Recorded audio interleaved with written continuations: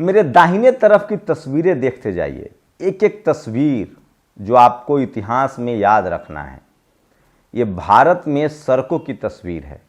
हरियाणा में, दिल्ली में किस तरह से सड़कों को फेंसिंग कर दिया गया है। सड़कों पर कंटेनर रखे हुए गए हैं। हाईवे को जाम करने के लिए बड़ी बड़ी फेंसिंग लगाई गई है। ऐसा लग रहा है जैसे इस देश के किसान इस देश के नहीं, चीन और जापान के हैं या विरोधी। सोचिए, ये फेंसिंग देखिए, ये पंजाब की तस्वीरें हैं, किस तरह से बैरिकेडिंग है, किस तरह से कंटेनर हैं। और ये सब कुछ इसलिए हो रहा है कि किसान देश की राजधानी दिल्ली में ना आ जाए। आज किसानों का भारत बंद है। देश भर में लगातार किसानों को समर्थन मिल रहा है और लगातार टीवी अखबार के न दिखाने के बावजूद भी लोगों को किसान आंदोलन की खबर पता चल चुकी है और उनसे वो सिंपैथी रख रहे हैं। नमस्कार, मैं शंभू कुमार सिंह और आप देख रहे हैं नेशनल दस्तक। सरकारें किस हद तक साजिश कर सकती है, इसका आप अंदाजा लगाइए। एक सोशल मीडिया पर वायरल चल रहा है जो कि एक पंजाब के टेलीविजन चैनल का है। और सोचिए, एक शख्स पकड़ाया जिस शख्स कह रहा था कि हम पाकिस्तान के साथ मिल जाएंगे, हम खालिस्तान बनाएंगे, और वो बाकायदा पुलिस पर पत्थरबाजी कर रहा था। और उस शख्स की बात आपको पता है किसने ट्वीट किया? रिटायर्ड आईएएस सुरेंद्र प्रताप सिंह ने भी उसको ट्वीट किया। अब पता चल रहा है कि वो शख्स पुलिस था, हरियाणा पुलिस आदमी था, और वो जानबूझकर, सोचिए अभिमन्यु कोहार का ये वीडियो सुन लीजिए, किस तरह से पुलिस के रूप में पुलिस को पत्थरबाज बनाकर भेजा गया था। तो सरकार किस हद तक गिर सकती है, अपने ही देश के किसानों को बदनाम करने के लिए क्या नहीं कर सकती है, इसका आप अंदाजा लगा सकते हैं। और इसलिए मैं कह रहा हूँ कि अगर सोशल मीडिया ना होता तो ये सारे सच न सामने आए होते। और ये तमाम दुपिंदर सिंह ने ट्वीट किया है। देखिए, सारे फेंसिंग, आज भारत बंद है और तस्वीरें देखिए किस तरह से किसानों को रोकने के लिए पूरे देश में एक माहौल बनाया जा रहा है। और जितने बीजेपी के समर्थक हैं, सुप्रीम कोर्ट के वकील जो चैम्बर्स के अध्यक्ष थे, उनके खिलाफ बगावत हो गई। और सोचिए, किसान अभी शंभू बॉर्डर पर है। संयोग से नाम उनका बॉर्डर का नाम शंभू है। शंभू बॉर्डर पर किसान है जो पंजाब और हरियाणा वहाँ से शुरू होती है। 1 इंच नहीं बढ़ पाए हैं। पिछले 3 दिनों से उन पर ऐसी खबरें आ रही है, टीयर गैस छोड़े जा रहे हैं, वो भी एक्सपायर, किले में तब्दील कर दिया गया। कंटेनर, ऐसे तो पहले के राजा महाराजा भी अपनी किलाबंदी नहीं करते थे। जो पानी के जहाज का बड़ा बड़ा कंटेनर है उसको डाल दिया गया है सड़क पर। उसके बाद कील की खेती कर दी गई है, सड़क पर कील रोप दिया गया है, फेंसिंग लगा दिए गए हैं। किसान क्या, दुनिया का कोई भी उसको पार नहीं कर सकता है। आप सोचिए, किसान को आंदोलन, आप किसानों से बात कर लीजिए, उनको दिल्ली आना है, दिल्ली में रामलीला मैदान है, जंतर मंतर है, सब लोग धरना प्रदर्शन करते हैं। सोचिए, जो बीजेपी खुद पश्चिम बंगाल में धरना प्रदर्शन कर रही है, 144 लगाने के लिए हाईकोर्ट चली जाती है, वहां के शुभेंदु अधिकारी हाईकोर्ट चले गए कि हमको पुलिस क्यों नहीं जाने दे रही है। मुझे लगता है किसान का कोई वकील है नहीं है, हो सकता है नहीं भी हो। इस देश में दलित, पिछड़े, आदिवासी, किसान, अल्पसंख्यक के बच्चे न जज हैं, न वकील हैं, न पत्रकार हैं। एक पत्रकार हैं किसान कम्युनिटी के, वो जनता के बीच जाके रिपोर्टिंग कर रहे हैं, वो भी दिखाऊंगा। तो सोचिए, लेकिन तमाम बहुजन समाज के नेता समर्थन कर रहे हैं। बीएसपी सुप्रीमो मायावती ने किसानों का समर्थन किया है। वही मेरे किसान भाइयों, आप किससे अपने हक की गुहार लगा रहे हैं? ये तो खुद लाला की गोद में बैठकर आपको लूट रहे हैं। अगर आप अपने हक की लड़ाई जितना चाहते हैं तो आने वाले चुनाव में इनको मुंहतोड़ जवाब देना। प्रकाश अंबेडकर का ये ट्वीट है जो आज सोशल मीडिया पर वायरल है।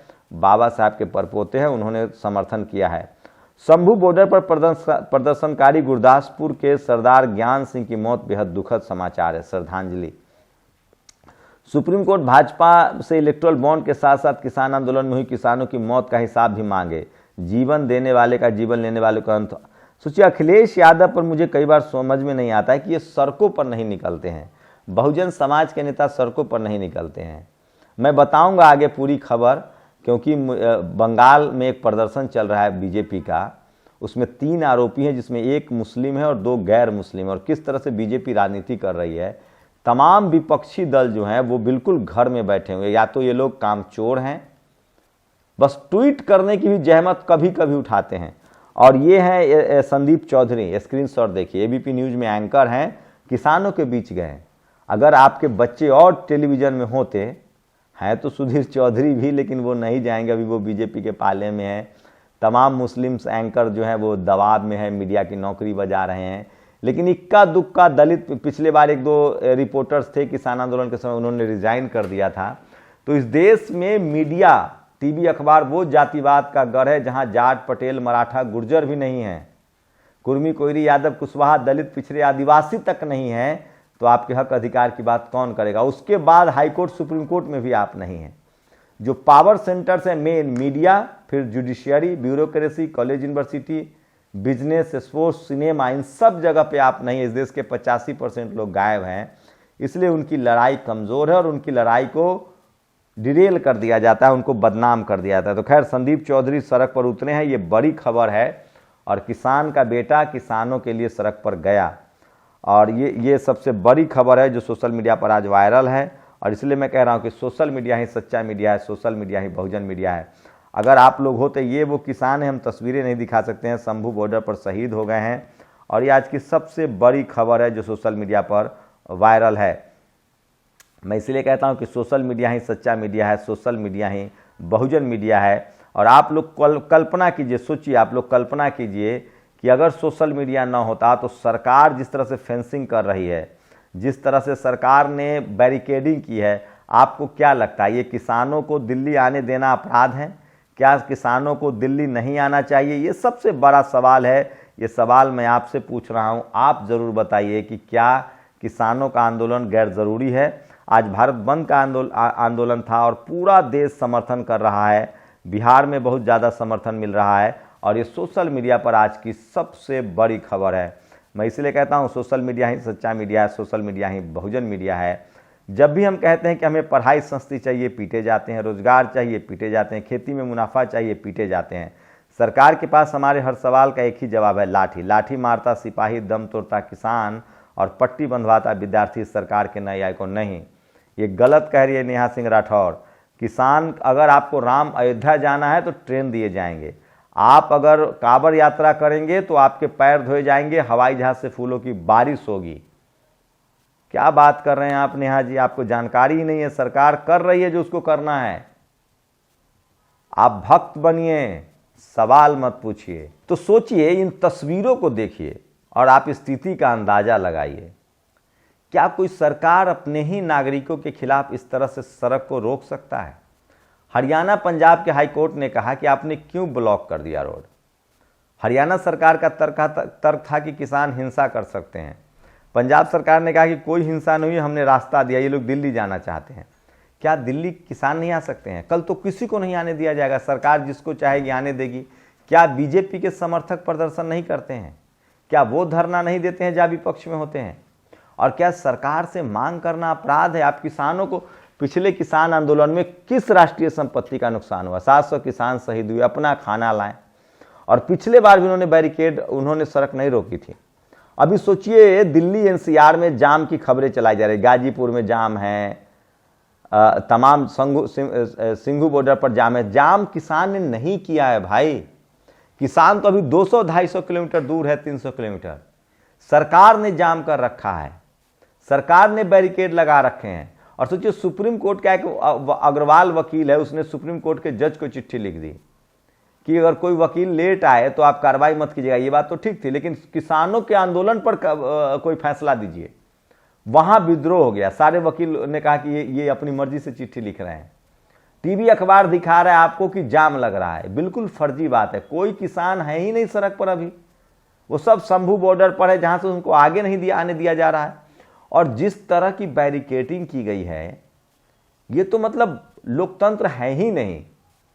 फेंसिंग, 2-2 किलोमीटर लंबे बैरिकेड्स, बड़े बड़े बुलडोजर, उसके बाद सोचिए किस तरह से कीले रोप दी गई है, कंक्रीट के दीवार खड़े कर दिए गए हैं, पानी के जहाज के कंटेनर डाल दिए गए हैं। वो रेलवे का बोगी देखा है आपने, रेलवे पर कंटेनर वाला कोयला जो ढोता है, वैसा वैसा कंटेनर डाल दिया है। यही सब गुजरात मॉडल है। गुजरात में नरेंद्र मोदी और अमित शाह के रहते कभी धरना प्रदर्शन नहीं हुआ। ये डेमोक्रेटिक सिस्टम है, आंदोलन, धरना प्रदर्शन शांतिपूर्वक से होना चाहिए। इसे आप अराजक भी नहीं कह सकते। सरकार से कोई बात किया जा सकता है, सिर्फ चुनाव में थोड़ी है कि चुनाव के में हरा देंगे। सरकारें आती जाती रहती है, सरकारों का बीजेपी भी प्रदर्शन कर रही है। पश्चिम बंगाल में देखिए, उनके अध्यक्ष जा रहे हैं, फैक्ट फाइंडिंग टीम भेजी जा रही है, उनके नेता हाई कोर्ट जा रहे हैं। तो जिस तरह से पंजाब में अंबाला हो, शंभू बॉर्डर हो, इन तमाम पंजाब, अभी हरियाणा पंजाब आप क्रॉस ही नहीं कर सकते हैं, किस तरह के हालात हैं। और सोचिए वहाँ किसानों पर पैलेट्स मतलब रबर के गोली चलाई जा रही है, टीयर गैस छोड़े जा रहे हैं। इसी तरह कश्मीरियों के साथ किया गया और कहा गया कि कश्मीरी आतंकी है। अरे आतंकी पाकिस्तान से आते हैं, जो आतंकवादी हैं उनको पकड़ो। सारे कश्मीरी आतंकी हैं, सारे किसान खालिस्तानी हैं। वो जो आईएएस रिटायर आईएएस है सुरेंद्र प्रताप, आईएएस प्रताप, वो सबसे ज़्यादा इस तरह की बेवकूफ़ी वाला चीज़ लिखता है। सोचिए ये शख्स जब कलेक्टर रहा होगा तो इसने सरकार के दबाव में या बिना दबाव में कितना जातिवाद और कितना अत्याचार किया होगा। इसी शख्स ने शरद यादव को चुनाव हरवाया था, मंडल कमीशन लागू हुआ था, बीपी सिंह का कार्यक्रम लगा था, और इस यूपी में जिस जिले में डीएम था वहां इसने पूर्व प्रधानमंत्री बीपी सिंह का कार्यक्रम नहीं होने दिया था। और यह शख्स अब तक अखिलेश यादव की डफली बजा रहा था और अब ये बीजेपी की डफली बजा रहा है। तो मैं फिर कह रहा हूं, आप भारत के नागरिक बनिए, एक नागरिक के तौर पे, एक पत्रकार के तौर पे सोचिए कि डेमोक्रेसी में शांतिपूर्वक तरीके से, संवैधानिक तरीके से सबको अपनी बात कहने का हक है।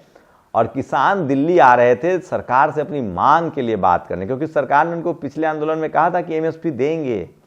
खुद प्रधानमंत्री नरेंद्र मोदी जब अपोजिशन में थे तो एमएसपी को लेकर उन्होंने मनमोहन सिंह से मुलाकात की थी। खैर, टेलीविजन अखबार का काम होता है और आम जनता का काम होता है सच के साथ खड़ा होना, सच कहना। शुक्रिया। नेशनल दस्तक की आपसे गुजारिश है कि अगर इसको बचाना चाहते हैं तो नेशनल दस्तक को सब्सक्राइब करने के लिए रेड कलर के सब्सक्राइब बटन को दबाएं, फिर बेल आइकन की घंटी दबाएं। नेशनल दस्तक को बचाने के लिए बहुत जरूरी है कि हर खबर को शेयर करें, लाइक करें, कमेंट जरूर करें।